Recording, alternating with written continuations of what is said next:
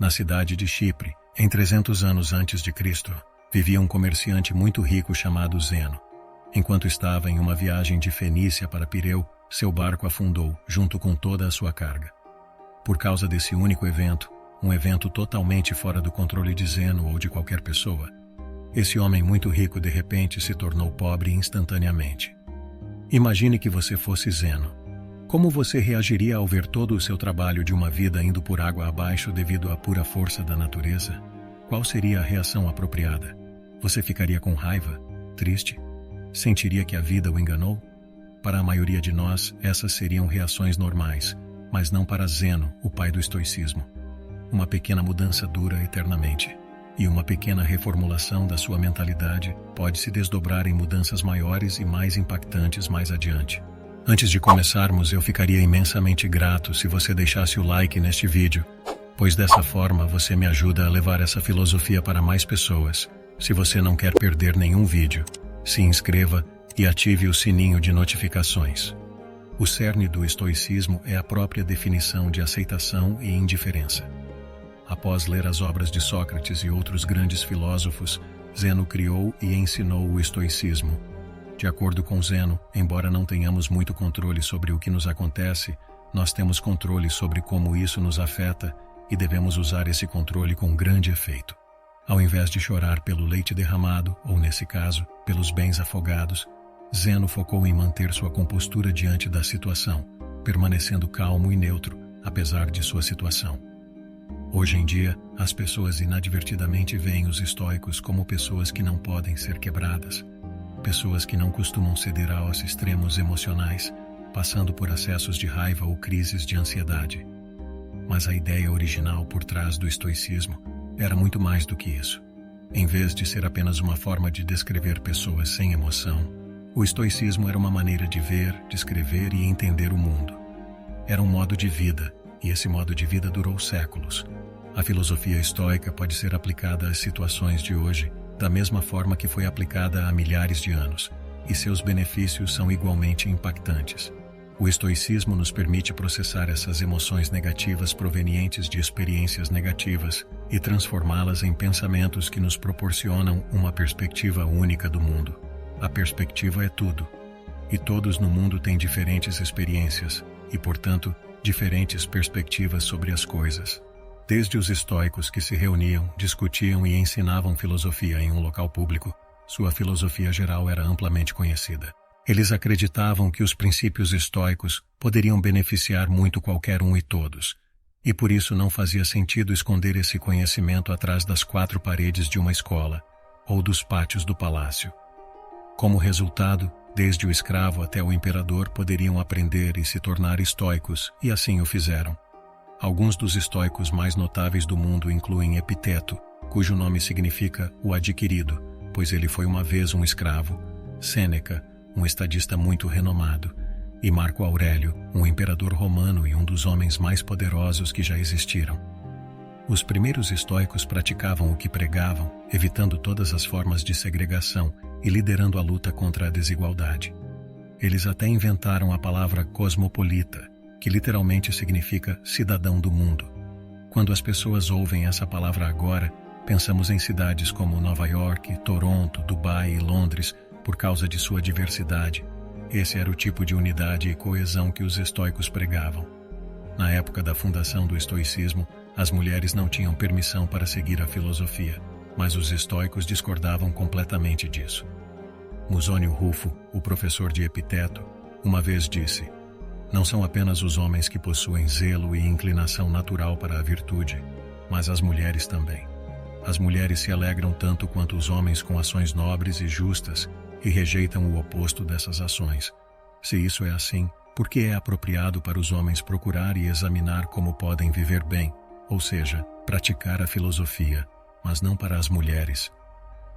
Mesmo em uma época em que isso não era popular, as mulheres podiam livremente aprender sobre o estoicismo e se tornarem estoicas. Então, por que tantas pessoas adotam o estoicismo como um modo de vida?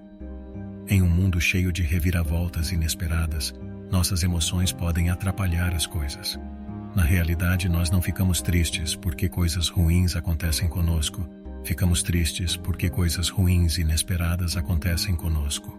A chuva é uma coisa boa, ajuda a regar nossas plantas, fornece água para o gado e mantém a temperatura fresca e úmida.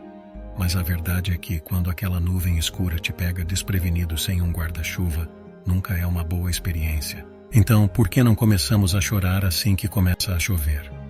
É porque, embora a situação seja ruim, aprendemos a esperar chuva.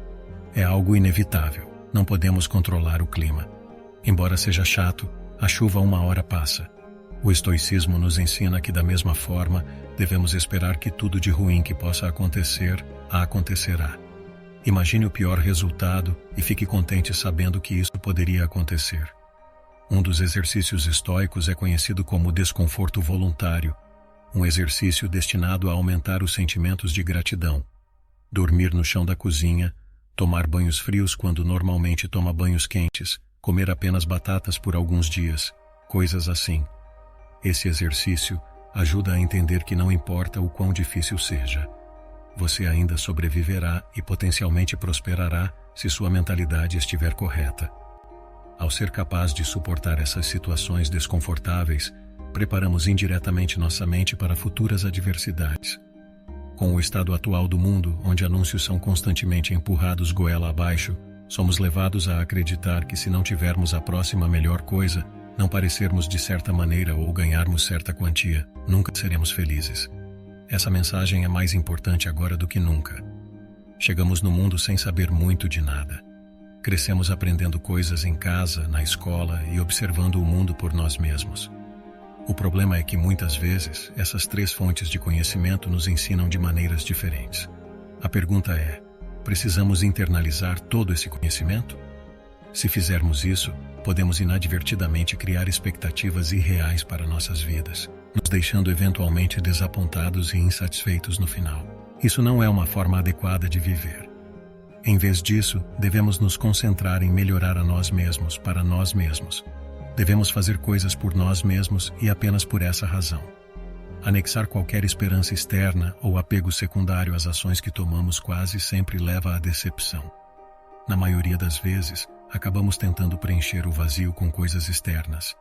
Gastar todo o seu dinheiro em um carro, uma casa ou até mesmo começar uma família. Às vezes, fazemos todas essas coisas pelo seu valor externo e não pelo valor interno. Mas o estoicismo ensina que, se abordarmos a vida dessa maneira, colocamos nossa felicidade nas mãos das forças externas, forças que sempre podem falhar. Carros quase sempre quebram, desastres naturais arrasam cidades inteiras, e as taxas de divórcio aumentam a cada ano. Mas até as coisas gratuitas na vida têm um custo, o custo do espaço, tanto físico quanto mental. Como Sêneca escreveu, aprender a viver com menos criará espaço em sua vida para as coisas que realmente importam para você. Em vez disso, devemos colocar nossa felicidade em nosso valor intrínseco como seres humanos e em nada do que temos ou podemos adquirir fisicamente. Devemos fazer o nosso melhor para manter a calma, independentemente do que a vida nos reserva.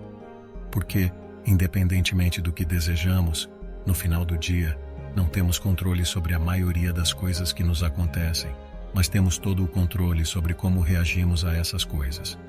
Essa é a dicotomia do controle, o princípio mais importante da filosofia estoica.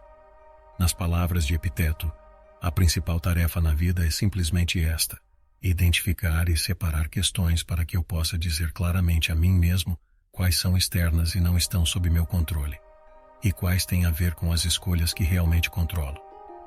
Os estoicos ensinam que devemos aprender a separar o que podemos controlar do que não podemos controlar. Precisamos determinar nosso valor, não a partir das coisas que não podemos controlar, mas das coisas que podemos. Buscar metas é uma característica boa, mas se desmoronar quando não forem do seu jeito, na visão estoica, é inútil. Os estoicos ensinam que, em vez disso, você deve avaliar o sucesso do seu trabalho com base na quantidade de esforço que você investiu e não no resultado das suas esperanças externas. Confie no processo. Viver com menos significa se desvencilhar das algemas sociais nas quais você se colocou. Um verdadeiro estoico não avalia seus sucessos com base no ganho financeiro de suas empreitadas, mas se conforta com o fato de poder levar uma vida confortável sem todas as coisas que o dinheiro pode comprar. Existem as 4 virtudes principais do estoicismo. Sabedoria é ser capaz de separar o que é interno do que é externo e a habilidade de escolher nossa reação às coisas que nos acontecem. Como Viktor Frankl disse, entre o estímulo e a resposta há um espaço, nesse espaço está o nosso poder de escolher nossa resposta. Coragem, 2 palavras, persistir e resistir. Temperança ou moderação é o que eu acabei de fazer aqui, fazer mais com menos, dizer mais com menos palavras. Justiça é a mais importante de todas as virtudes.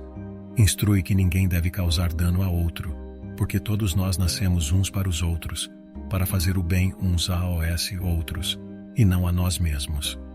Nelson Mandela foi um dos líderes africanos mais famosos do mundo. Enquanto lutava contra o apartheid, ele foi condenado à prisão perpétua, onde ficou por 27 anos antes de finalmente ser libertado. Quando foi libertado da prisão, foi eleito presidente da África do Sul. E muitas pessoas pensaram que ele iria punir brutalmente todas as pessoas que tivessem alguma relação com o apartheid ou sua prisão. Mas é claro que não o fez. Durante o tempo em que ficou na prisão, Mandela leu as obras de Marco Aurélio e aprendeu muitos dos valores fundamentais do estoicismo, todos os quais praticou ao longo de sua vida. Em vez de pedir a cabeça dos transgressores, Nelson Mandela instou seu povo a buscar o oposto. Ele enfatizou que o passado estava agora além do controle deles, e que a única coisa que eles podiam fazer era encontrar uma maneira de seguir em frente e construir uma nação melhor. Esse é o caminho do estoico. Na medicina moderna, o estoicismo está no cerne de procedimentos como a terapia racional emotiva comportamental e a logoterapia. A terapia racional emotiva comportamental ajuda os pacientes a identificar padrões de pensamento negativos que podem estar causando problemas emocionais e comportamentais. Isso permite que você desafie o raciocínio por trás desses pensamentos negativos com lógica. E quando percebe que muitos deles são infundados, você pode substituí-los por crenças mais produtivas e saudáveis. A logoterapia, por outro lado, é baseada no princípio estoico de que os seres humanos são impulsionados pelo propósito. Mesmo nas situações mais sombrias, podemos preencher nossas vidas com significado e felicidade, simplesmente descobrindo qual é esse propósito. Como muitos de nós sabemos, no entanto, isso é mais fácil de dizer do que fazer. É um processo, assim como tudo o mais. Temos que reprogramar a maneira como pensamos, fora o velho para dar lugar ao novo. Para resolver nossos problemas com a felicidade, devemos praticar o alto valor. Ao redirecionar nossa definição de valor para as coisas que podemos controlar, podemos parar de nos fixar nas coisas que não podemos controlar e, no geral, levar uma vida muito mais feliz e gratificante. O estoicismo nos ajuda a navegar por tempestades passadas e presentes em direção a águas mais calmas e pacíficas. E se nosso navio afundar e todos nós nos afogarmos, podemos encontrar paz no fato de que vivemos uma boa vida, embora não tão longa quanto esperávamos. Porque lembre-se, tudo tem um fim.